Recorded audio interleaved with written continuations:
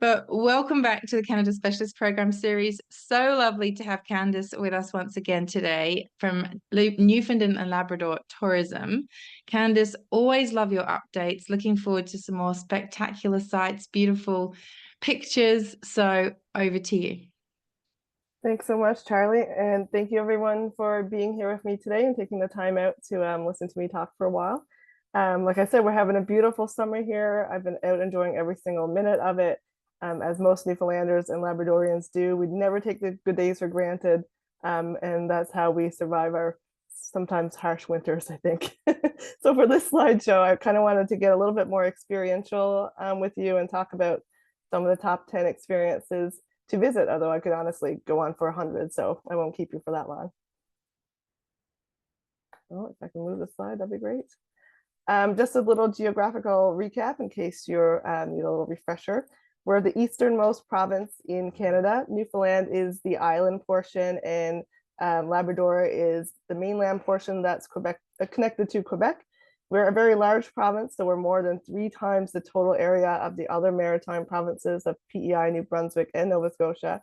But we just have 500,000 people, so it's a lot of space to explore and move around in. We're also the newest province to join Canada just 75 years ago. So all those years of kind of isolation, doing our own thing, it's really created quite a unique culture, just a unique place to be, I think, compared to the rest of Canada. Number one, always celebrate summer with whales, with humpbacks especially. Even ask our boat tour guides, they never ever get sick of seeing frolicking humpback whales off the coast. So we get up to 10,000 migrating humpbacks every year from the Caribbean. They come up to feed with lots of mamas and their babies, and they're very excited to be here. So they'll breach, they'll jump, they'll put off quite a show. And they chase the capelin fish, which are tiny little smelt-like fish.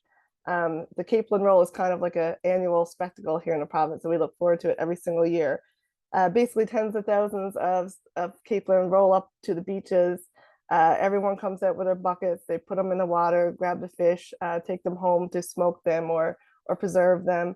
And the whole beaches, all the beaches around the province just come alive with this kind of activity, and the whales are there feeding as well. So it's quite a special time to be in the province. That's usually end of June to early July. But not to neglect the other visitors, we also have over 22 species of other large marine animal life like dolphins, pilot whales, minkies, even sperm whales. See and taste icebergs, number 2. Like whales, you'll never get tired of seeing ancient icebergs. So these are 10,000-year-old chunks of ice that break off from glaciers in Greenland or the Canadian Arctic. It takes 2 to 3 years for them to drift down the coast. And then they end up on our shores every year, starting in about May. And we're really fortunate because we have such a craggy kind of ice, shallow coastline in some places that they get stuck there and stay for a while. We even actually have a iceberg right now on the Great Northern Peninsula because obviously it's further north, it's a little colder, so they tend to show up later in the season. You can see these beauties on boat tours, hiking trails, even by kayak. Trails are especially a really nice way to see these icebergs. This is actually an image from Twillingate, and I was here last year, this little area called Sleepy Cove. Twillingate is considered the iceberg capital of the world, as you can probably see why. Last year here, when I rolled up, everyone was kind of just sitting around the coast in their camp chairs, just taking it all in, looking at these beautiful cathedrals of ice just floating and bobbing on the North Atlantic. And if you're lucky enough to be there when they start calving and rolling, that's a really spectacular experience. So the ice cracks, sounds like a gunshot, pieces of the ice fall away, and then the bergs kind of start rolling. And by the time they're finished rolling, they're like a whole different iceberg because, of course, 90% is below the surface. So it's very special. And yes, you can taste icebergs. So this is what I mean by tasting icebergs. We have iceberg harvesters that actually capture chunks of ice and purify them for beer, vodka, rum, water, you name it. This is Kitty Vitty Brewery's iceberg beer. It's legendary. It's really crisp and has a nice light taste. And actually the bottles are so pretty that the owners of the brewery had to beg people to return them because people just want to bring them home as a little souvenir. Get up close with puffins. We have 35 million seabirds that come to our shore every single year, and the puffin is our most famous. So This is our provincial bird, actually. And the Witless Bay Ecological Reserve is one of the best places to see them. There's 500,000 puffins here, the largest colony in North America, and it's about a 30-minute drive from St. John's, the capital city. So imagine being on a boat and you're kind of cruising towards the bird islands, and all of a sudden the sky is just darkens with masses of birds. Don't worry, that's not like an Alfred Hitchcock kind of situation. They're very friendly. And the noise, the clamor, the chaos of it all is really a special thing to witness. The birds swooping and plummeting into the ocean. It's really wonderful to see. This is Cape St. Mary's Ecological Reserve. This is the most accessible northern gannet colony in North America. So a really quick walk to a sea stack will give you a lookout over this really beautiful colony of over 30,000 birds. And you can watch them dive bomb into the water in tandem to catch fish. It's another kind of big spectacle. Hiking the East Coast Trail. This is one of my favorite things to do living here in the city of St. John's. So hiking is huge here, especially for locals. So all of our trails are really well maintained, really beautifully groomed. We use them all the time. So, we want to keep them in good shape as well. The East Coast Trail in particular is a really special trail network of over 336 kilometers of trails. You can do them in little pieces, or you can through hike them as well.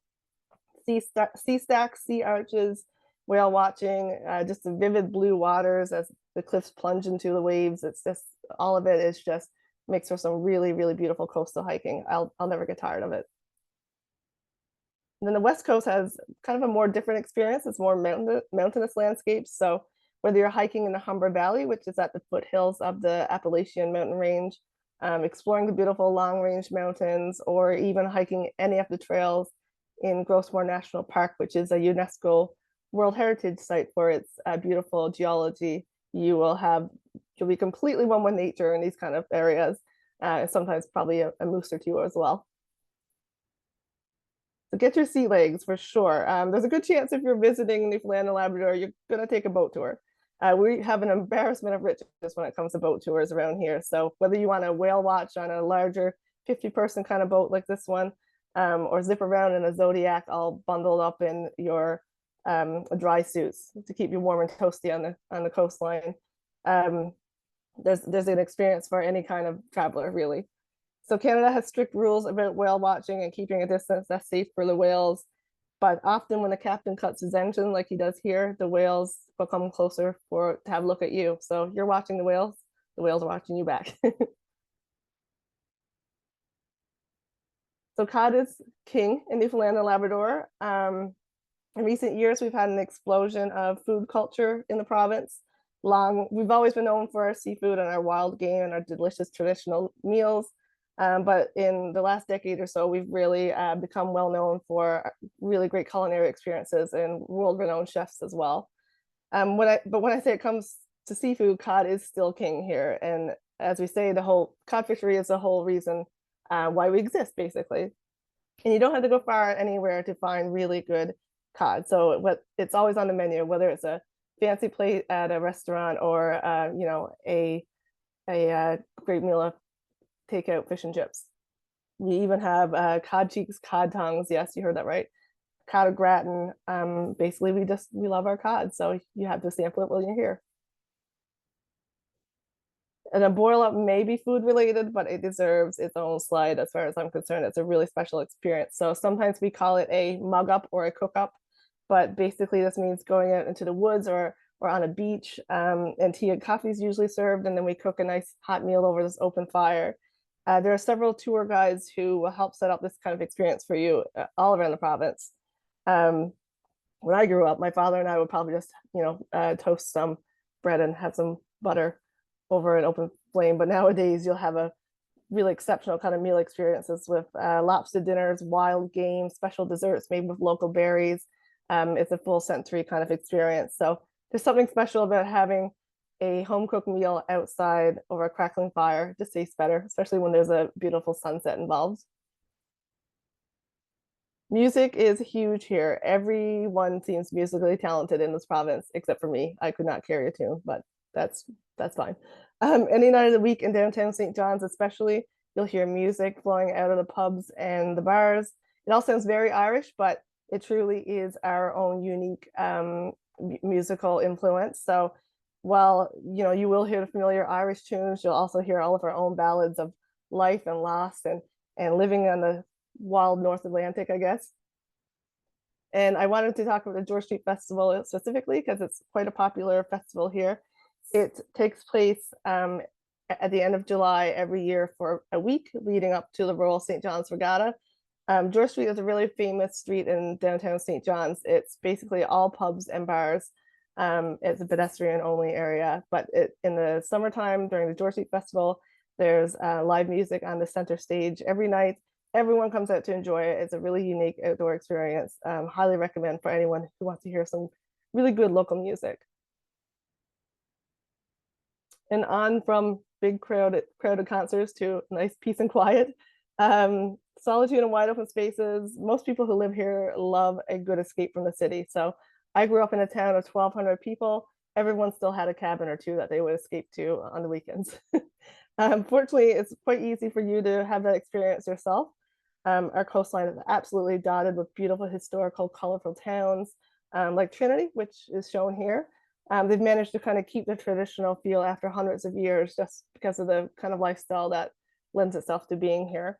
I chose Trinity just as an example because, I mean, it's beautiful. The photography, you can't beat it. But some of my favorite moments are just waking up here in one of these beautiful seaside summer homes, taking a walk around town bright and early in the morning with the mist lifting off the water and the foghorn sounding its horn. It's really just a beautiful place, a beautiful way to start your day. But we have communities like this all around the coast, whether it's Trinity, Bonavista, Boga Island, St. Anthony, everywhere. You don't have to go far to find this kind of nice, slow and relaxed kind of experience. And last but definitely not least, get to know our Indigenous peoples while you're here as well. Newfoundland and Labrador is home to 3 distinct Indigenous groups, so the Inuit, the Innu, and the Mi'kmaq. And around here, Indigenous influence can be seen throughout the province in many ways, like hunting, fishing, trapping, foraging, which really still contributes to our people's food supplies, and livelihood. And these skills have also very much transferred to the province, the whole entire population. So, many households have a favorite blueberry pudding recipe or a jar of partridge berry jam that they just learned from someone else. And when you're here and you participate in an indigenous owned experience, you get to meet people like this man, Darren Parks, a 4-season tours who he'll take you out on his boat cod fishing, and then he'll bring you back to his cabin on the shore for a boil up with mussels and seafood and that sort of thing. And it's really amazing being out with him because he loves the land. He's so in tune with it.